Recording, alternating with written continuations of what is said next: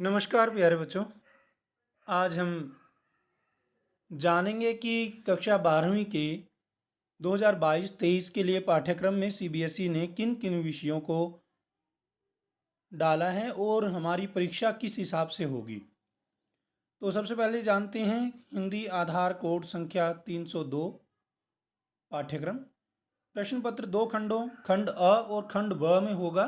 पहले खंड 3 होते थे, खंड अ, खंड ब और खंड स, लेकिन अब दो खंड होंगे, खंड अ और खंड ब।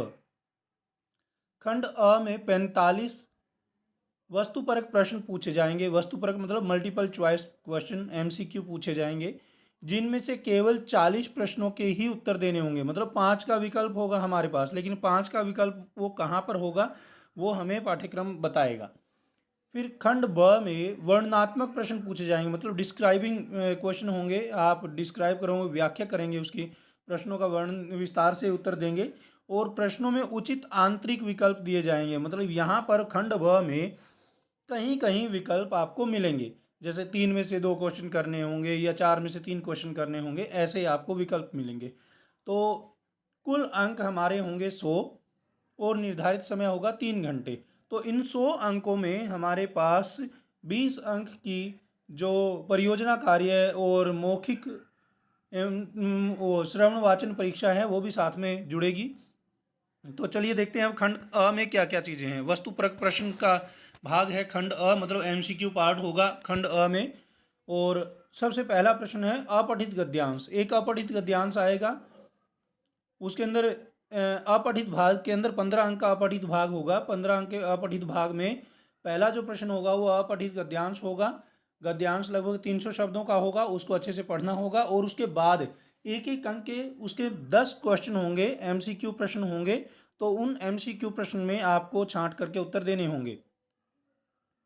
उसके उपरांत 2 अपठित पद्यांश होंगे, उनमें से कोई एक पद्यांश आपको करना होगा और लगभग 150 शब्दों का वो पद्यांश होगा। पद्यांश मतलब काव्यांश होगा, कविता के अंश होंगे।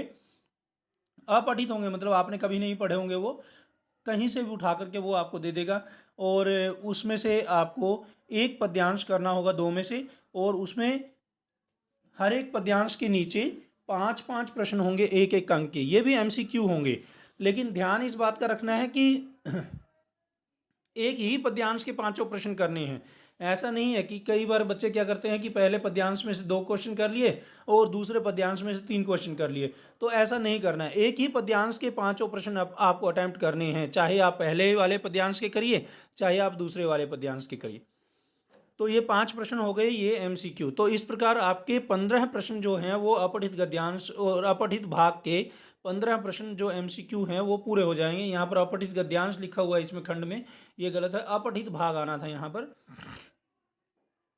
उसके उपरांत दूसरा प्रश्न देखिए, पाठ्य पुस्तक अभिव्यक्ति और माध्यम की इकाई 1 से पाठ संख्या 3, 4 तथा 5 पर आधारित। तो अभिव्यक्ति और माध्यम एक पुस्तक है जिसमें से हमारे पास जनसंचार, विचर इत्यादि जो प्रश्न हैं वो सभी उसी में से आते हैं। तो उसके पाठ संख्या 3, 4 और 5 पर आधारित ये प्रश्न होंगे। तो पाठ संख्या 3, 4, 5 कौन कौन से पाठ हैं वो आगे नीचे आप लोगों को पता लगेंगे। चलो देख लेते हैं फिर भी अभी। तो पाठ संख्या 3, 4, 5 कौन कौन से हैं इसमें, ये अभी यहाँ इसमें नहीं दिखाया गया है, तो मैं आपको इसमें वीडियो के लिंक में शेयर कर दूंगा कि पाठ संख्या 3, 4, 5 कौन कौन से हैं। उसके बाद इसमें भी बहुविकल्पी प्रश्न होंगे, मतलब एमसीक्यू होंगे, और 5 प्रश्न होंगे ये एक एक अंक के। तो ये भी 5 प्रश्न एमसीक्यू हैं और आपको ध्यान से इनको करना होगा। उसके उपरांत तीसरा प्रश्न है पाठ्य पुस्तक आरोह भाग 2 से बहुविकल्पात्मक प्रश्न। आरोह भाग 2 मतलब हमारी आरोह जो पुस्तक है उसमें से भी बहुविकल्पी प्रश्न पूछे जाएंगे 10 अंक के। और वो किस किस आधार पर पूछे जाएंगे, देखिए, पठित काव्यांश पर, मतलब काव्य खंड से 5 बहुविकल्पी प्रश्न पूछे जाएंगे और ऐसे ही गद्य खंड से भी 5 बहुविकल्पी प्रश्न पूछे जाएंगे, एमसीक्यू पूछे जाएंगे। तो इस प्रकार 10 एमसीक्यू जो हैं वो ये ऐसे आपके हो गए। उसके उपरांत है पूरक पाठ्य पुस्तक वितान भाग 2 से बहुविकल्पात्मक प्रश्न। तो वितान भाग 2 से 10 बहुविकल्पी प्रश्न पूछे जाएंगे आपसे। पठित पाठों के आधार पर, और इन पठित पाठों में एक डायरी के पन्ने जो है पाठ वो अब की बार सिलेबस से हटा दिया गया है इस वर्ष के लिए। और अब हमारे पास कौन कौन से पाठ बचे फिर?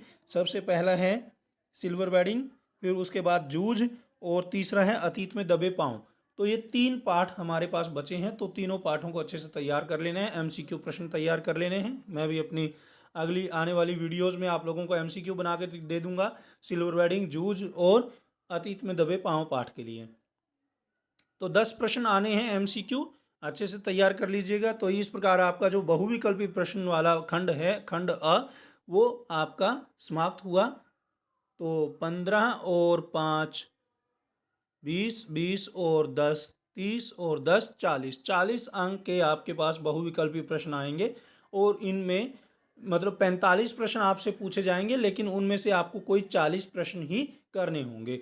और वो 5 कहाँ पर विकल्प है? वो 5 विकल्प हैं आपके जो अपठित पद्यांश जो 2 दिए गए हैं, तो 2 दिए होंगे, तो इसका मतलब क्या हुआ कि 45 प्रश्न बन गए, लेकिन उनमें से कोई 5 ही करने हैं आपको। दो पद्यांशों में से आपको कोई एक पद्यांश करना है, तो इसका मतलब 5 जो है वो आपके पास ऑप्शन में हैं। तो अभिप्राय ये है कि आपको तो 40 ही करने हैं, वो 5 आप नाम मात्र के ही लो, एक पद्यांश है बस ऑप्शन में आपके पास। अब उसके बाद बात आती है वर्णनात्मक खंड की, जिसमें खंड ब जो है वो है हमारा 20 अंक हमारे आएंगे पाठ्य पुस्तक अभिव्यक्ति और माध्यम से, जनसंचार और सृजनात्मक लेखन पाठ संख्या 3, 4, 5, 11, 12 तथा 13 पर आधारित हैं। तो इनमें क्या क्या प्रश्न पूछे जाएंगे? देखिए, इसमें 5वें का खंड का एक होगा, दिए गए 4 अप्रत्याशित विषयों में से किसी एक विषय पर लगभग 120 शब्दों में रचनात्मक लेखन करें। मतलब एक रचनात्मक लेख लिखना है। आपके पास कुछ विषय दिए गए होंगे, 4 विषय दिए गए होंगे, चारों में से आपको एक के ऊपर विषय के ऊपर लिखना है, और ये 6 अंक का एक प्रश्न होगा, 120 शब्दों में कम से कम आपको लिखना है। अब रचनात्मक लेख लिखते समय एक बात और ध्यान रखें, उसमें आप हेडिंग वगैरह ना बनाएं और एक लेख के रूप में उसको लिखें। आप उसको पैराग्राफ में लिख सकते हैं, 3 या 4 पैराग्राफ बना सकते हैं, और उसमें अच्छे से सुव्यवस्थित करके उसको लिखेंगे तो 6 अंक आपको पूरे मिल जाएंगे। फिर उसके बाद दूसरा प्रश्न है इसका, 5वें का दूसरा पार्ट है कहानी का नाट्य रूपांतरण। ये एक टॉपिक है आपके पास अभिव्यक्ति और माध्यम में, और रेडियो नाटक है, और अप्रत्याशित विषयों पर लेखन पर आधारित 2 प्रश्न।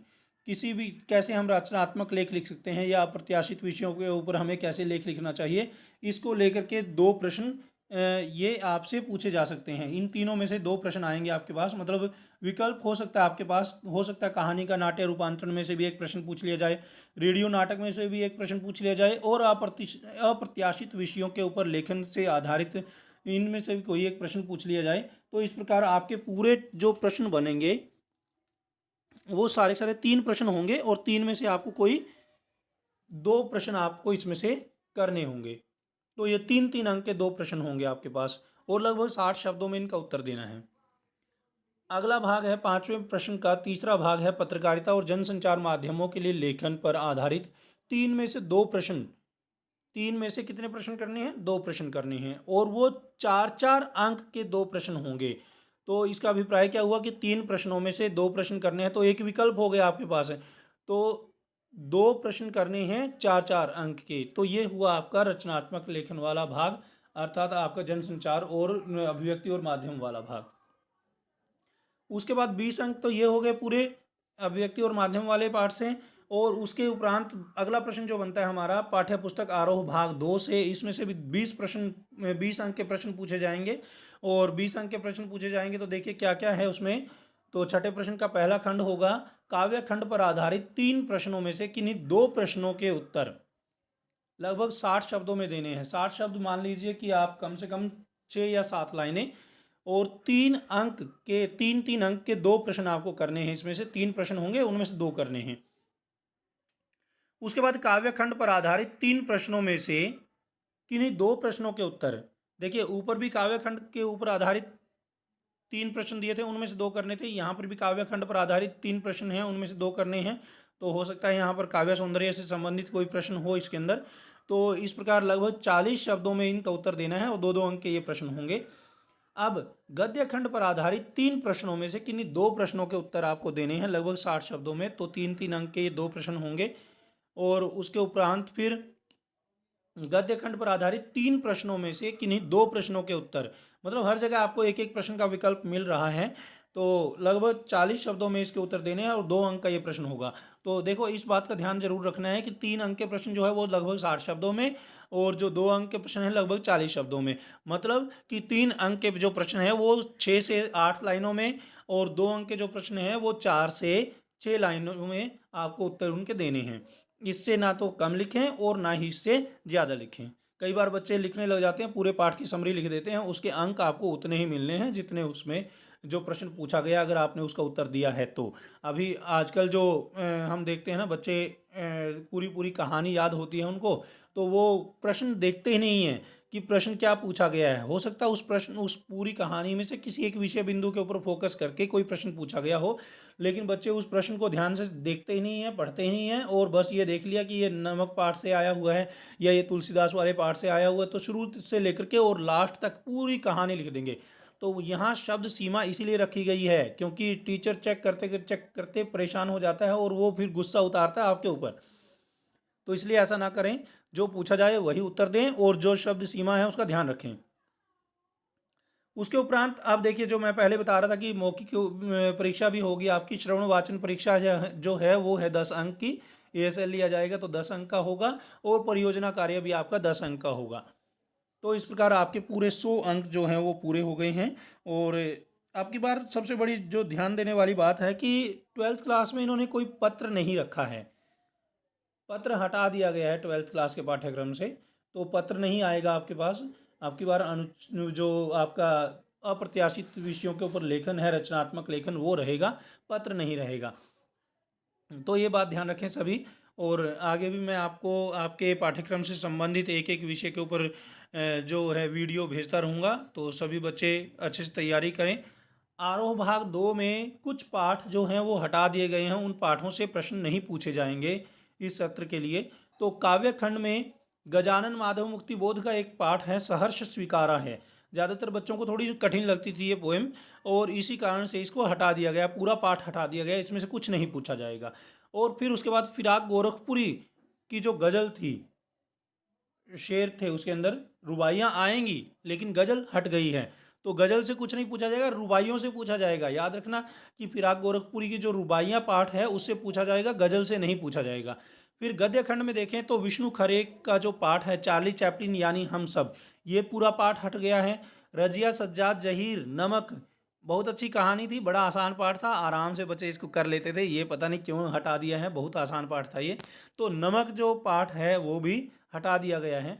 और वितान भाग 2 से, जैसे मैंने पहले भी बताया कि अब हमारे पास 3 ही पाठ हैं, एन फ्रैंक की डायरी के पन्ने जो हैं वो पाठ हटा दिया गया है। हमारे पास अब कौन कौन से पाठ बचे? पहला है सिल्वर वेडिंग, दूसरा है जूझ और तीसरा है अतीत में दबे पांव। तो इन पाठों से ही वितान भाग 2 से प्रश्न पूछे जाएंगे। तो अब आदर्श प्रश्न पत्र जो है वो मैं आपको भेज दूंगा और उसके ऊपर भी चर्चा करेंगे। तो ये था आपका पाठ्यक्रम और इस पाठ्यक्रम के अनुसार आप अपना तैयारी करना शुरू कर दें, क्योंकि अभी जो स्तर है कोरोना काल के कारण से बहुत सारे बच्चों ने हिंदी को अच्छे से पढ़ना और लिखना बिल्कुल छोड़ दिया है। और जो प्रश्न पत्र आ रहे हैं वो बिल्कुल घुमा फिरा करके इस हिसाब से आ रहे हैं कि अगर आपने पाठों को अच्छे से पढ़ा है, बढ़िया से तसल्ली से आपने उन पाठों को गहराई से पढ़ा है, समझा है, तभी आप उसके उत्तर दे पाओगे। नहीं तो आप उल्टे सीधे उत्तर दोगे और उल्टी सीधे उत्तरों के अंक इतने अच्छे नहीं मिलते आपको। मैक्सिमम जो है वो आधा अंक, 1 अंक दे करके, वो 3 में से आधा अंक 1 अंक दे करके और आपको घुमा फिरा करके छोड़ देगा। तो बाद में आप कहोगे कि हमने तो बहुत अच्छा पेपर किया था, बहुत बढ़िया हमने अटेम्प्ट किया था और हमारे अंक इतने कम आए, तो हम तो रिवैल्यूएशन भरने जा रहे हैं, ये करने जा रहे हैं, वो सिर्फ एक औपचारिकताएं बच जाती हैं। क्योंकि आप रिवैल्यूएशन भी करोगे तो भी उसमें से जो मुख्य बिंदु हैं, जो की पॉइंट्स होते हैं किसी भी प्रश्न के, अगर वो नहीं है तो आपको अंक नहीं मिलेंगे। और की पॉइंट्स आपको तब पता लगेंगे जब आप अच्छे से मेहनत करोगे, स्टडी करोगे। तो हिंदी विषय कोई ऐसा विषय नहीं है कि आप एक दिन की तैयारी करके और आप पेपर दे करके आ जाओगे, या ऐसा कोई विषय नहीं है कि आप कुछ भी लिखोगे उसमें आपको अंक मिलेंगे। तो ये बात बिल्कुल भूल जाइए, क्योंकि अभी टू द पॉइंट बिल्कुल की पॉइंट्स देखे जाते हैं। तो इसलिए अच्छे से तैयारी करें, मेहनत से तैयारी करें। और ये हिंदी तो एक ऐसा विषय है जो आपको भविष्य में भी बड़ा काम आएगा। बहुत सारे कॉम्पिटिटिव एग्जाम्स होते हैं, उनमें भी आपके हिंदी विषय बड़ा काम आता है, उसमें बहुत सारे प्रश्न हिंदी विषय से पूछे जाते हैं। तो इसलिए मेहनत करो, ज्ञान प्राप्त करो। सफलता का एकमात्र मूल मंत्र है मेहनत करना, परिश्रम करना, लगन से मेहनत करना। आप अगर मान लो लापरवाही करोगे या फिर आप कामचोरी करोगे तो उससे आपको सफलता नहीं मिलने वाली। तो इसलिए सभी बच्चे बेटा पूरी मेहनत करिए, लगन से पाठों को पढ़िए, अच्छे से गहराई से समझिए। शब्दावली आपकी अच्छी बनेगी, आपको लिखने का तरीका आएगा, आपको शब्दों के प्रयोग का तरीका आएगा, तो आपकी प्रेजेंटेशन अच्छी होगी, आपके जो विचाराभिव्यक्ति है वो अच्छी होगी, आप किसी भी प्रश्न का उत्तर आसानी से दे सकते हैं। तो निपुण बनिए एक तरह से। आप सिर्फ पास होने के लिए मत तैयारी करो, बल्कि आप अच्छे अंक लाने के लिए तैयारी करें। तो मेरी सभी बच्चों के लिए हार्दिक शुभकामनाएं हैं कि आप लोगों के इस सत्र में बहुत अच्छे अंक आएँ, और आप लोगों को जो अभी जो कोरोना काल में हमारा नुकसान हुआ है स्टडी का, उसका आप पूरा खामियाजा अच्छे से मेहनत के द्वारा आप पूरा करें और खूब मेहनत करके अच्छे अंक लेके आएँ। बहुत बहुत धन्यवाद बेटा। और अगली वीडियो में हम बात करेंगे आदर्श प्रश्न पत्र की। Thank you very much. God bless you all.